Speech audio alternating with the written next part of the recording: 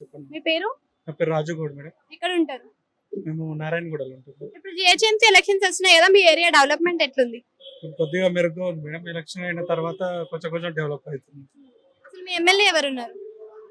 ఇప్పుడు ఇప్పుడున్న దగ్గర కార్పొరేట్ ఎమ్మెల్యే అయితే కాంగ్రెస్ అయినా మేడం. కార్పొరేటర్ కార్పొరేటర్ వచ్చేసి కాంగ్రెస్ అయినా మేడం. మరి ఓన్ వచ్చేసి అయితే మరి కామారెడ్డి ఇక్కడ ఉంటారు. అయితే ఇప్పుడు జిహెచ్ఎంసీ ఎలక్షన్స్ లో మీకు అనిపించింది ఏంటంటే ఏం చేంజెస్ కనిపించినాయి? కొంచెం రోడ్లు డెవలప్ అవుతున్నాయి మేడం. ఇంకా కావాల్సినవి చాలా ఉన్నాయి. అంటే వీళ్ళు ఎలక్షన్స్ అప్పుడు ఇచ్చే హామీలు అందులో మొత్తం పూర్తిగా ఇంకా చేయలేదు మేడం. కొన్ని చేసారు, ఇంకా కొన్ని ఉన్నాయి. ఇప్పుడు వర్షాకాలం కదా మేడం, రోడ్లు ఇబ్బందిగా ఉన్నాయి. అక్కడక్కడ వాళ్ళు గుంటలు లోతులు అవన్నీ ఇంకా చేయాల్సినవి చాలా ఉన్నాయని అసలు ఏం ఎక్స్పెక్ట్ చేస్తున్నారు మీరు కార్పొరేటర్ నుంచి? ఏం ఎక్స్పెక్ట్ అంటే మెరుగ్గా రోడ్లు వేసి జనానికి ఇబ్బంది కాకుండా రవాణా సౌకర్యాలను బాగా చేయాలని ఎక్స్పెక్ట్ చేస్తున్నాను. ఒకవేళ మీకే కార్పొరేటర్ ఛాన్స్ వచ్చింది అనుకోండి, మీరేం చేస్తారు? నేను జనానికి సేవ చేయాలని, వాళ్ళకి ఎలాంటి ఇబ్బందులు ఉన్నాయో తెలుసుకుని అవి చేయాలని అనుకుంటున్నాను.